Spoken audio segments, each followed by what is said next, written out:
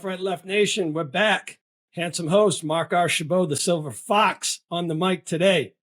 Hey, quick shout out real quick to my partners, the Amphibious Tractor Memorial, doing great things over there. If you'd like to donate, if you'd like any more further information, make sure at www.amphiboustractormemorial.com for any of your information out there.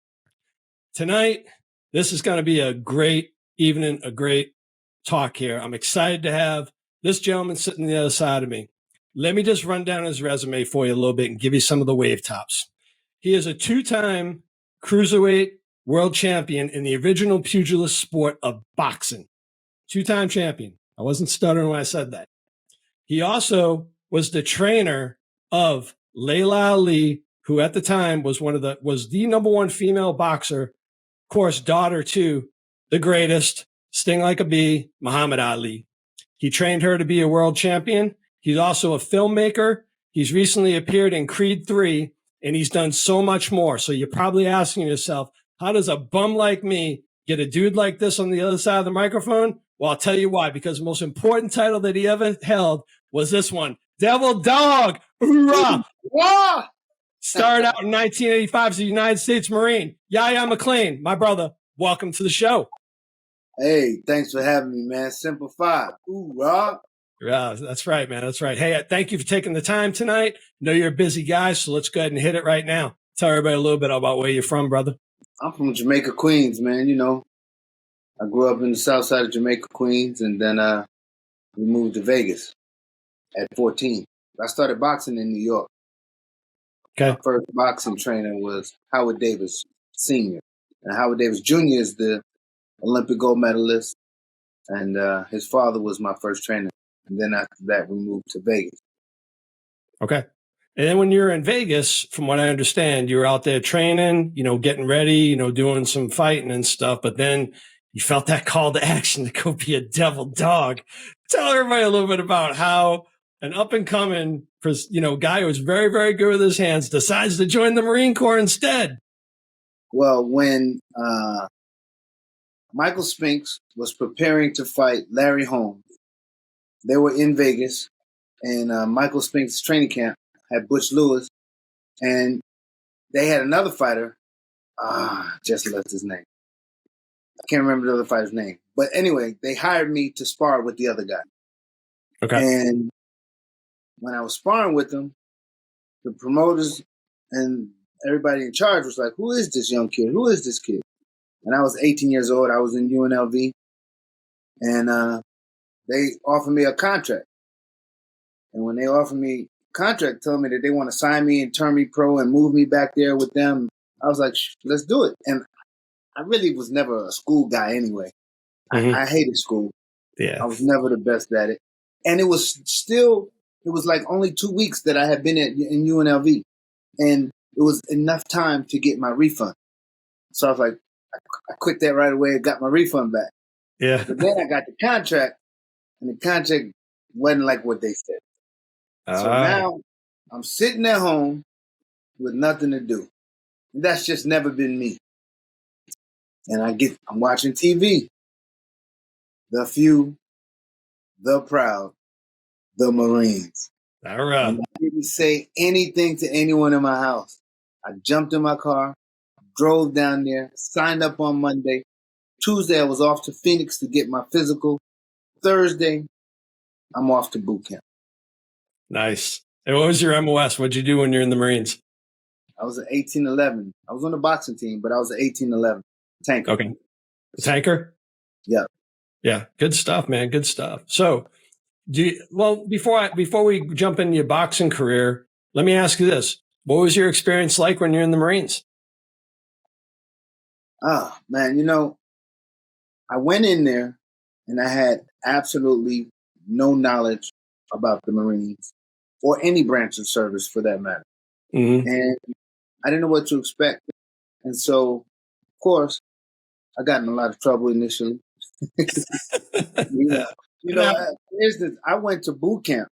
I went to go into boot camp. When I went, I had on Adidas sweatsuit, shell toe Adidas sneakers with Dookie rope gold chains and a Kango. So my first day there, I was belligerent private off the rip. Yeah. Nice. But That's I mean, good. you know, the Marines was great, man. You know, I loved it. It was great. I got in a little trouble, but God worked that out, and I loved it, man. You know, I met people. I have some of my friends still to this day from we were in the Corps together. It's awesome, man. One thing I would say about the Marines, it definitely helps build a good, solid foundation in you and helps, give you some discipline, which obviously you possessed in spades, moving throughout your life. Hey, honorable discharge, did your time in the Marines. We're done. And now it's time full throttle with these things right here. These cool, great freaking hands. Talk to everybody a little bit about your boxing journey up until you're a world champion, please. Well, man, I've been blessed. I've been blessed because I've had the greatest trainers of the game of boxing. You know, like I said, Howard Davis Sr. was my first trainer. Then when I moved to Vegas, I had Freddie Roach as my trainer. I had Roger Mayweather as my trainer. Oh, Butch man. Hedgeman Lewis. I mean, not Butch Lewis. Hedgeman Lewis. Eddie. I mean, I just had the greatest trainers ever. And Wow. living in Vegas, coming up in Vegas, I'm in the gym with all the greatest fighters. You know, I could go to the gym on any given day and have to spar a world champion, Virgil Hill. I ran the Blade Barkley, Donald Curry. I mean, you name it. And it was just, that was like one of the best ways to come up and get all the experience by boxing with these guys. Mike McCallum, all of them. So it was really good. I love boxing, and it was just, great for me. And still to this day, I'm still involved in boxing. I'm a ring announcer, a referee. I travel around the world ring announcing and refereeing. And anything boxing, I'm there. So when you were actually fighting in the ring, who was the toughest dude that you fought? So when we say the toughest dude, does that mean win or loss? Because I didn't necessarily have to lose to the toughest guy. Right. So I would say the toughest guy that I fought, it's two of them. They were both very tough fights. One of them was Egerton Marcus. And so the story goes this. Actually, they both kind of tie into each other because I fought Sean McClain, okay, for the green belt, for the WBC Continental belt, right? I fought him on Juneteenth in his hometown, and he's a white guy with the same exact last name as me. Yeah. I had to call on my ancestors, man. I had to get that W. So we went in his hometown in Albuquerque, New Mexico, and it was such a grudge match. And his brother and my brother got into it, and it was just a grueling fight. It was only a 3-round fight, but he was headbutting. He was doing everything dirty, and he's like a favorite in their town. It was his town, and they had big plans for him, so they weren't doing anything about his fouls that he was doing. Mm-hmm. And so I ended up knocking him out in the 3rd round. Nice job, brother. It was a tough fight, though. He was tough, headbutts, elbows, everything. It was a tough, grueling fight. But then, I think it was 28 days later, my manager was such a piece of that all he cared about was money. So he made me defend my title that I just won 28 days later. And it was against Egerton Marcus. Egerton Marcus was an Olympian. He's from Ghana. He hits hard as hell. He sparred Lennox Lewis all the time. He was Lennox's great friend. And 28 days later, I'm in the ring with this guy. Damn. And in the 1st round, he dropped me. I was out like a Jesus piece. I was just laid out. Yeah. And I heard the ref going, 8. I said, hold on, I just got this belt. And I jumped back up. I did the Tyson Fury. I jumped back up. And, got back up and stayed away from him for the next round and just stopped moving around, keeping him at the end of the jab, to get myself back together. And then around the 5th or 6th round, I start coming back together. We start, back exchanging, letting them hands go a little bit. And then I dropped him, and they called it a slip. But I know I dropped him. So right after that, I jumped back on him again, and I ran in, and boom, we both caught each other's with right hand. And I was bent all the way over like this. And when I came back up, he was still bent over. And I jumped on him. But I couldn't finish him. And so that fight went on. It went the distance. And I think he left the ring because he was dehydrated or I don't remember what the reason was, but I think he collapsed. And they called the fight a draw. But I kept my belt. Yeah. I kept my belt. And the funny part is how life works. So that happened because he was the Duvas. Duva boxing was really big back then. Lou Duva and all them. And that he was their fighter. And so years later, now I'm married to Laila Ali. We're on a plane to China. Who am I sitting next to? Lou Duva. Now, I can speak to him like I want to speak to him now.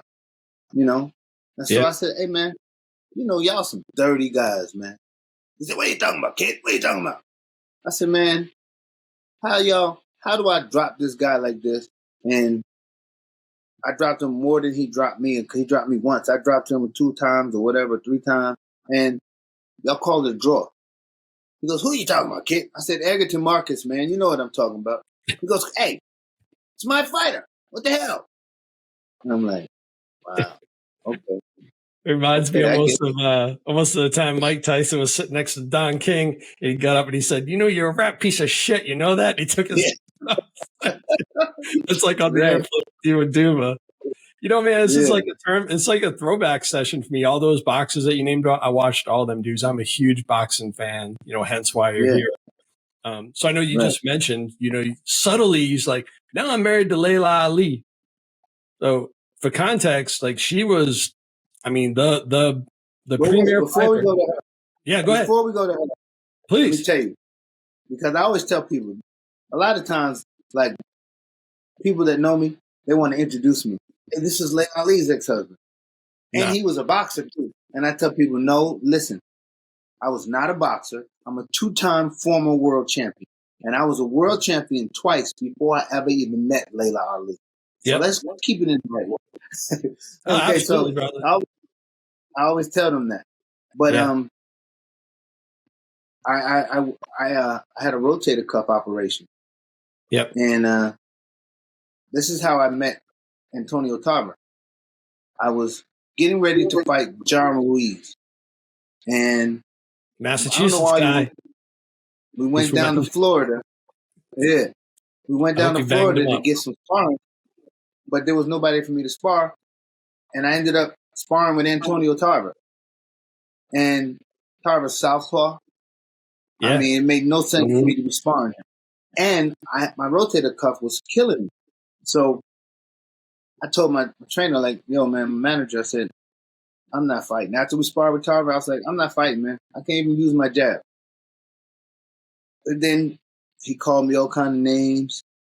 And we were staying at my aunt's house, who I just met on that trip because my mother just found out that was her sister. And she invited us over for dinner. And we went over to her house for dinner. And this guy called me a pussy in front of everybody. And I kicked him out the house. And that was the last of him. In non-physical meaning, you kicked him out? Let's go. Get out. Grabbed him.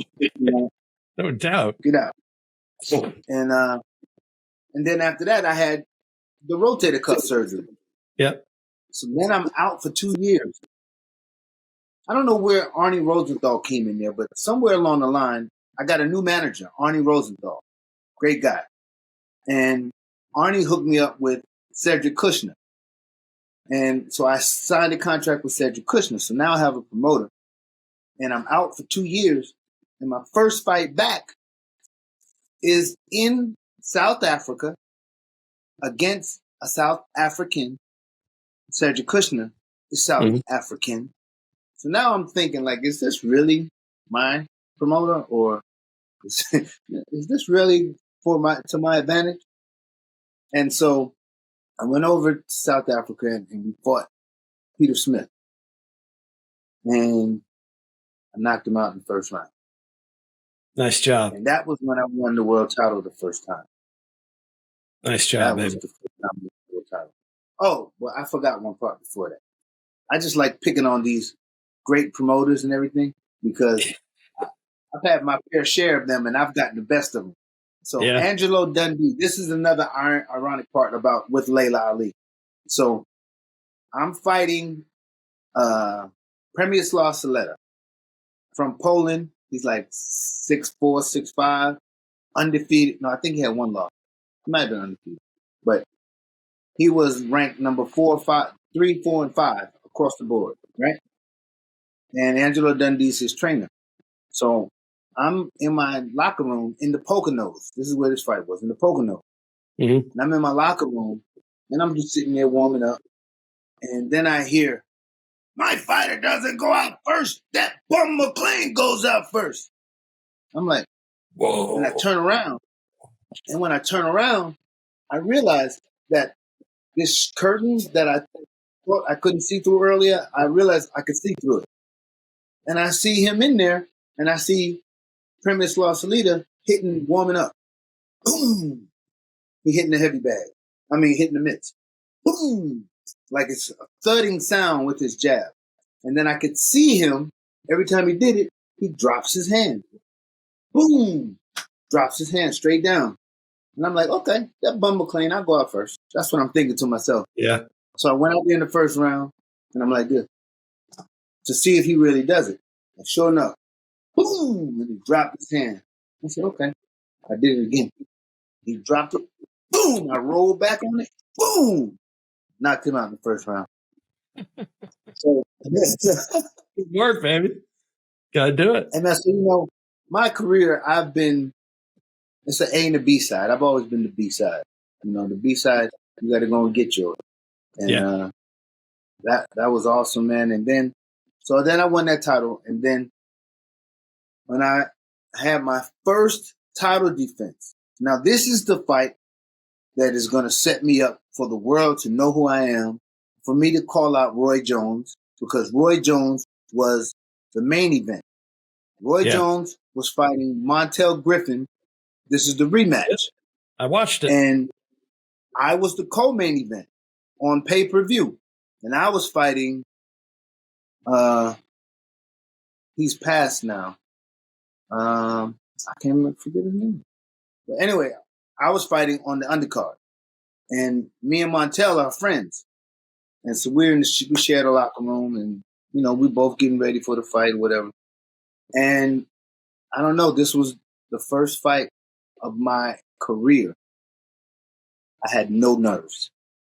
None. Zero. I had FUBU was my sponsors. I had on my fresh gear, and that's what I was worried about. World gonna see me with my fresh gear. And I wasn't worried about the fight. And came out in the first round, and I'm like, yeah, this fight. And I had the whole speech planned out. After I won the fight, I was going to call Roy Jones out. I was going to say, man, I don't want none of your fighters. Ezra Sellers, that's the fighter that I fought. Ezra Sellers. I was going to be like, after I beat your little sparring partners, now I want you, chump. That was my whole game plan. But, God plans, a man laughs, because God's the best of planners. But so I came out there, and I hit him with a jab. Boom. And he's a southpaw. I hit him with a jab, and then I switched up. And then I got southpaw. Why? I have no idea. I've never done that before. And I threw the southpaw, threw the jab out real low and slow. He came over the top. Boom. He dropped me.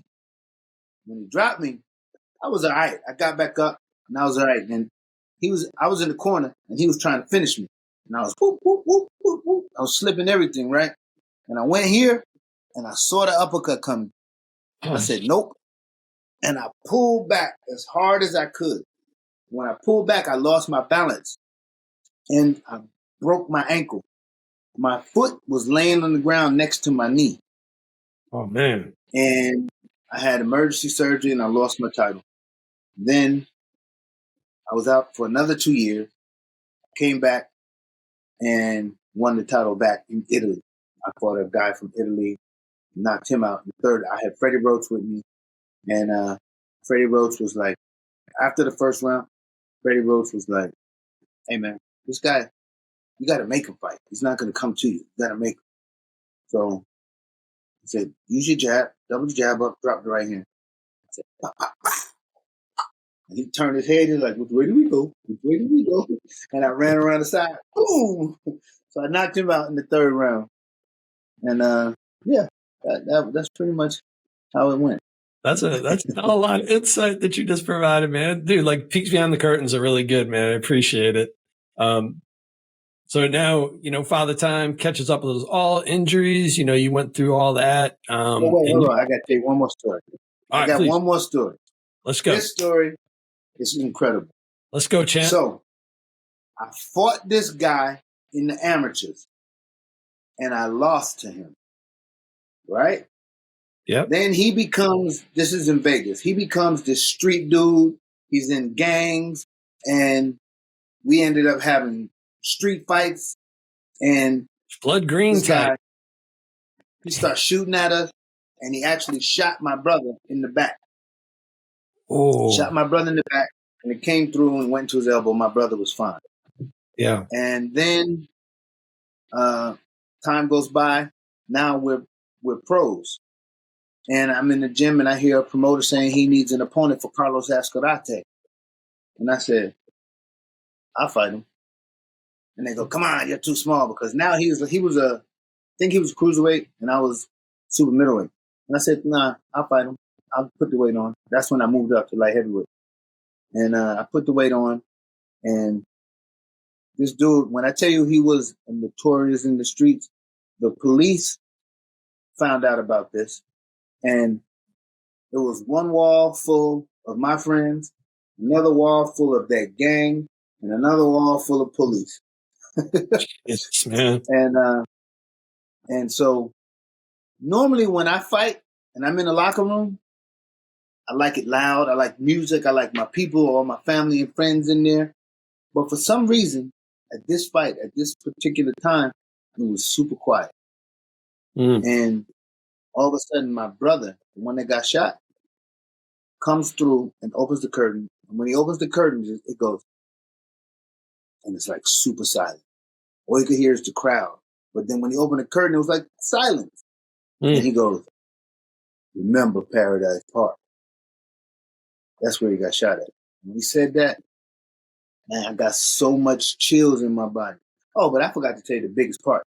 The biggest part of that is 2 weeks before the fight, I tried to pull out because I broke my right hand. And Roger Mayweather goes, man, you can beat that boy with your jab. I said, Roger, I lost to him in the amateurs. We have fought him in the streets, held him in headlocks and didn't hurt him. Like, I'm not fighting this dude. So Roger was also training Jeff Mayweather, his brother. So I went to the press conference because I'm supporting Jeff. I'm just going. And Roger goes, I'm supposed to be training 2 people. I'm only training 1. McClain's a chicken. I said, what you mean? I'm fighting. And I got up, sat on the podium. And then I took the fight. And so once I took the fight, I went out there for the first round and just jabbed him. And I beat him, I beat him with the jab pretty easy that round. Then the second round, we started putting a little more pressure. So I started jabbing and then I hit him with the hook. Boom. At the end of the round, I hit him with the hook. And I broke my left hand. So I go, Rod, you got to stop the fight. So you got to stop the fight, man. Because he started hitting me to the body now. Boom. Yeah. Boom. I was like, Rod, you got to stop the fight. He goes, man, go out there and knock that bitch out. Slap that bitch to death. Slap that bitch to death. So I went out there, pop. Roger Mayweather was my guru. Whatever he said, I could do it. So I And went God back rest out, his soul. slapped that bitch to death, and I won the fight. That dude's a hell of a lot better fighter than he ever gets credit for. He was a phenomenal trainer too, but goddamn, that Oh dude yeah, could fight, man. absolutely. He was a beast. All right, man. So you hang Oh up yeah. those gloves and, you conclude, your career and, very successful career. And then you pivot towards training and other things. Talk a little bit about, training Laila Ali and all those things. So here. One last story about my fight, because it's right at the time that Laila was about to turn pro. Okay. Okay, so now Let's get it. I'm dating Laila, but I'm training for a fight. And Laila comes to my fight. We go down to Miami, and I'm fighting Ramon Garbe from Cuba. He's on the Olympic team, and he was a bad dude. And I trained for the fight. Like, in my mind, I'm going to kill this dude. But I'm also acting now. And I have an audition on that Monday. The fight was Saturday. I have an audition on that Monday. So we go to the fight, and first round, he threw a hook at me. And what I heard the hook say, kill you motherfucker if I land. That's what I heard the hook say. One of those. I slipped it though. It didn't hit me. Well, but I good. Slipped it. And what it sounded like is, I'm gonna kill you motherfucker if I land. So right then, made up my mind. I don't need to do this no more. Yeah. I'm retiring after this. Yep. So I'll go back to the corner, and Freddie Roach goes, come on, what are you doing? I said, just give me some water. And I just, 10 rounds, I ran around the ring. I didn't even get hit. I don't know how they said he won. And that was the end of my career. And Laila was pissed. She goes, what you doing running around the ring like that? You said you was going to whoop that boy. You supposed to fight. I was like, you'll understand when you get in there. Yeah. Let's talk about that. You guys are together, ultimately get married, you move on to be, her trainer. Dad is, Muhammad Ali, all those things. I mean, just so much to unpack here about what it could be, but I'm going to throw the right cross over to you, and you talk a little bit about how that all unfolded. Well, so when I was the champion, I used to have parties at my house in LA. And Layla's sister, Hannah, came to the party, and she goes, hey guys, it was her father's 57th birthday party coming up in Vegas. And she invited me and the comedian Guy Torrey to Vegas. I was like, all right, let's go. So we went to the party, and we went to meet Ali. When we got to the MGM, we went upstairs to his room. And when we got to his room, Layla was in there. And I go, hey, Hannah, who that? She goes, it's my sister Layla.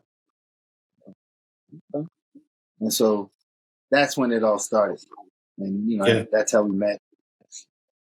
Well, you have good taste. She was a beautiful woman. That's for sure. And, what was like, how with her dad and stuff, like was he pretty far along in his Alzheimer's, or was he, I'm sorry, Parkinson's?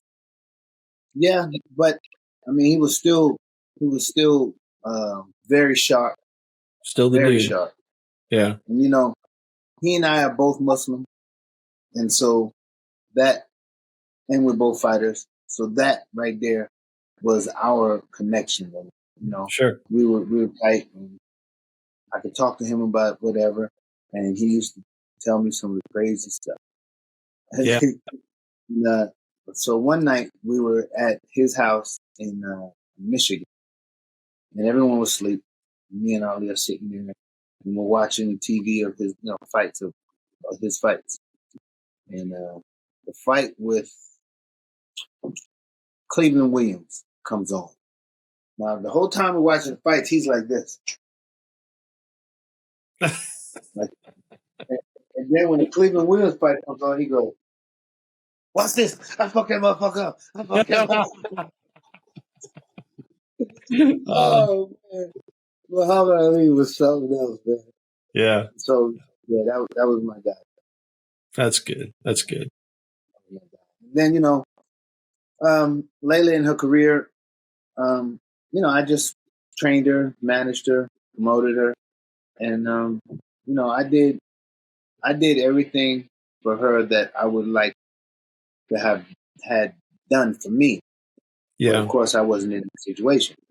But I was a trainer manager, and she trained super hard. She got all the heart. She got that dog in her, like her daddy.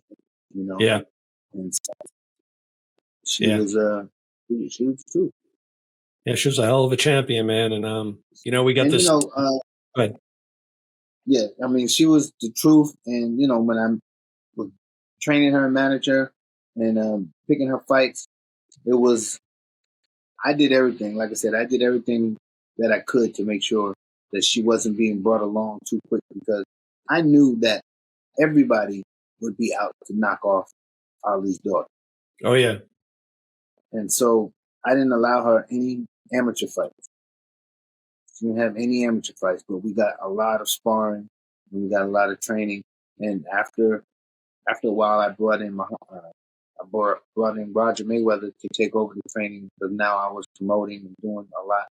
But prior to that, I traveled around and I made sure to pick out the right opponents for her so that she could be brought along at the right time. And she had some very big fights and historic fights. Yeah. Ali Frazier 4. Yes. I promoted Ali Frazier 4, the daughters. Great job on that, man. Yeah, thank you. And of course, she went on. She had a great career, and she went on to become an undefeated multi-time world champion and undefeated Hall of Famer. Yeah. Yeah. And an endorsement monster. I mean, she had it going, man. She had the looks, she had the fight, she had the heart. Like you said, had that dog in her. And, good on you, man. We got the saying in the Marine Corps that you always try to leave the place better than you found it. Right. That's what we do as Marines. So good stuff, bro.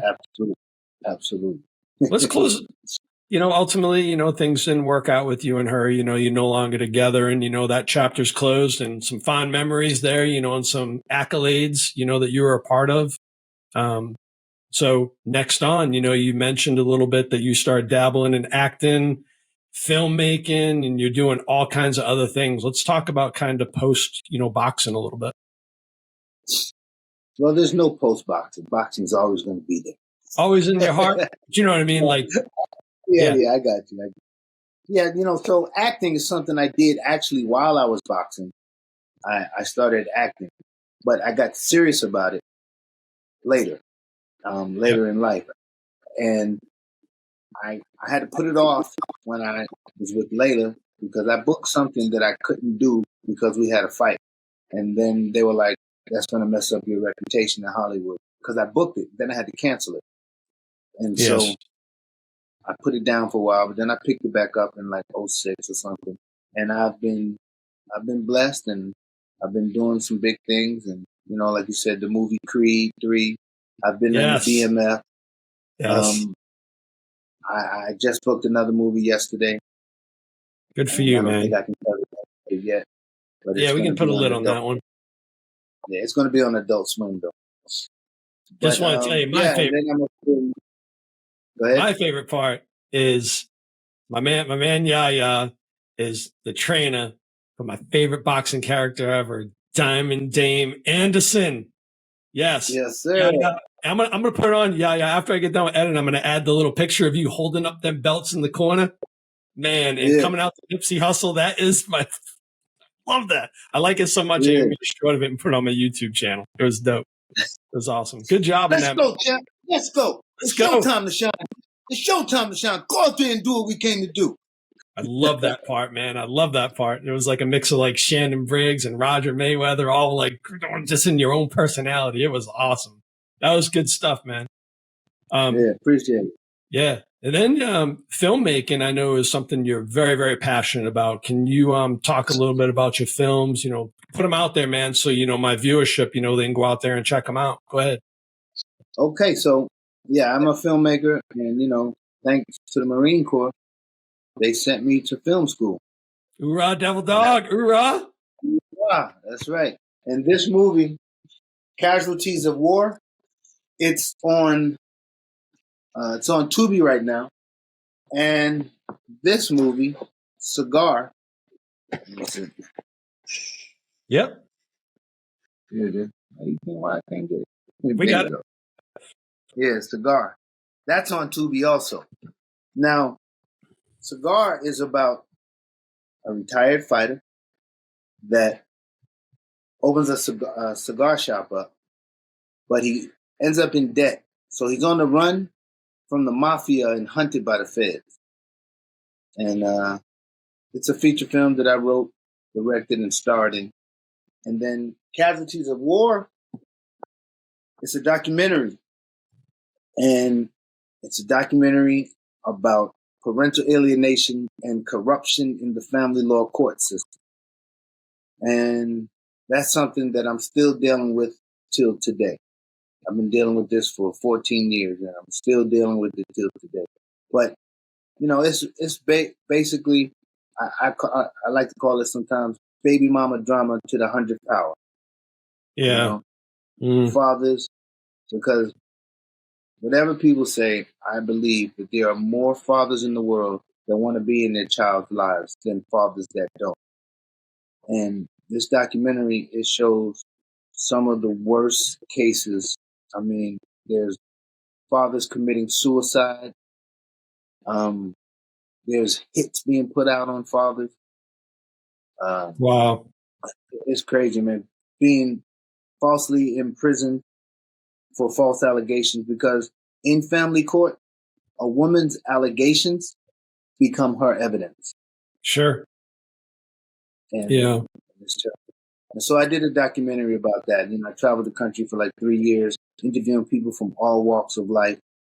And because, I think that it needs to be heard and people need to know, because a lot of people that are going through this, they feel like they may be the only one and they don't have anywhere to look.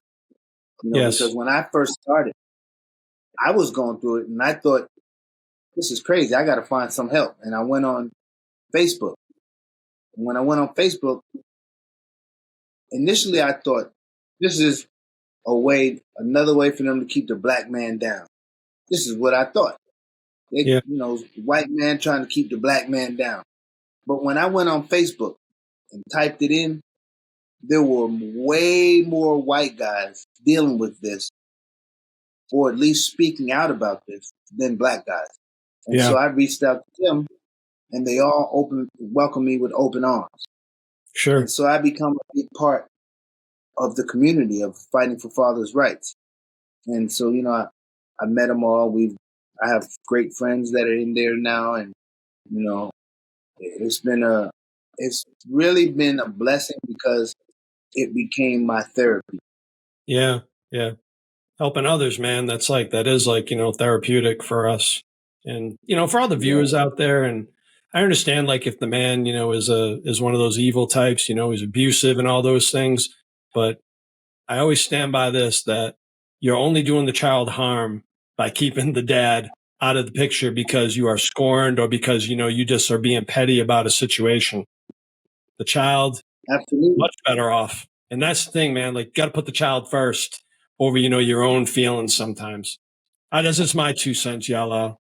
I'm one of the blessed ones, man. That's 100%, because the majority of incarceration is due to fatherless homes. Yeah. So the majority of high school dropouts are due to fatherless homes. Yes. Much stronger together, man. Much stronger together. Man, so I understand also that you are, you said you still got that passion for boxing. You got to be around it and everything. And you're a ring announcer. It's funny. I saw your announcing on Facebook, on your Facebook page a few days ago, man. It was awesome. Like David Diamante, looking like Mike Buffer, Bruce Buffer, but you got your own style and your own personality, man. How are you enjoying that gig? Man, I love it, man. David Diamante, that's my guy, man. He's good. We hooked up on the set of Creed. That's where we met, and we stay open. I go to New York, we get together. That's my guy. Yeah, did I see you guys smoking a cigar on a park bench together? Yeah, Yep. Yeah, that's what it was. That was cool, dude. That's cool. Yeah. Well, he's definitely recognizable, with the dread and everything. He's definitely easy to spot. So he's good, dude. Yeah. He's a good mentor, I'm sure, for you. Yep. And that's why, I mean, not why, but it was great talking to him about it. But I love it, man. I love ring announcing. I went over to Qatar, Yeah. and in Qatar, I was ring announcing. I think this is the first ever. I brought my wife with me. My wife, Vanessa, I love my wife. We've been married for 10 years, and this is what they call marital bliss. But anyway, so she came with me, and I was ring announcing, and my wife would stand right by the ring. After I would introduce the fight, I would hand my wife the microphone, and then I would referee. Man of many tricks and trades. Look at you. You might be the first. Awesome. I think you're the first. I said I'm a huge boxing guy, and I've been watching boxing since I was a little boy. I think you're the first guy that I've ever seen do that. Yeah. Good stuff, man. Too. Hey, everyone knows when I'm ring announcing. Everyone doesn't know, but I want the world to know. It's time to stop the chitter chatter and get ready for what matters. It's fight time. Ding, ding, ding, ding. Ladies and gentlemen. Yes. I love it, man. I love it. It's awesome. Each one of you guys got your own pitch line and everything. And I really like that one a lot, man. It's awesome. I look forward to seeing you on television do it, man. Hey, man, I look forward to it as well. Can't wait. Yeah. All right. Yeah. You talked a little bit about your wife, Vanessa. I got you bobbing and weaving, man, in the camera. That's right. You said about how much she's been a blessing. So, hey, talk a little bit about your family, brother. Oh, man. My family is amazing.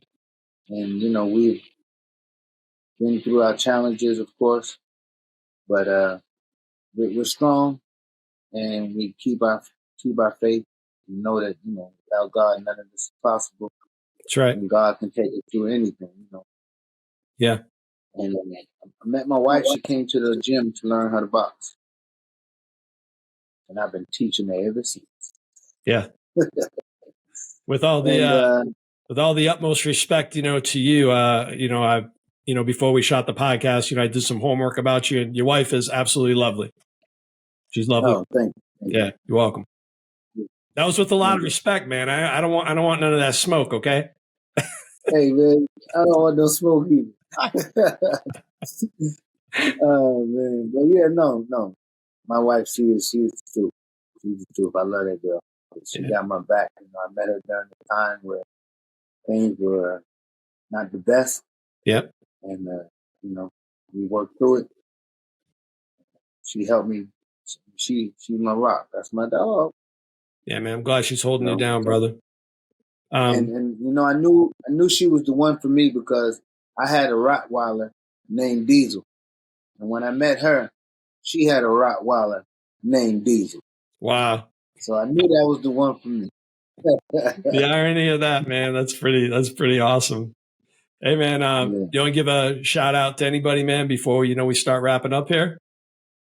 Well, man, I just want to say that my family, my brothers, my wife, everyone in my family, I love them all. Right now, my niece is going through some trying time. And I think you may even know who my niece is when I tell you.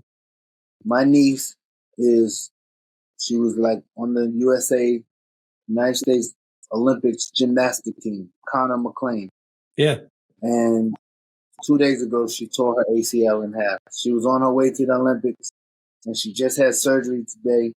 So, we're praying for her. And, like I told you a story of how I broke my ankle, broke my hand, and I told her these same stories. I was out for 2 years. I came back, and I did that twice, and I won the world title again. So my niece, she can do the same thing. God willing. It's going to be 4 years for her to get back to the Olympics again, but she's young. Yep. And, God willing, she'll be able to do it, so. She'll get there, man. Keep that going, and we're going to keep praying for all my nieces and nephews, my aunts and cousins and everybody. Pray for everybody in my family, my wife and her mother and just everybody.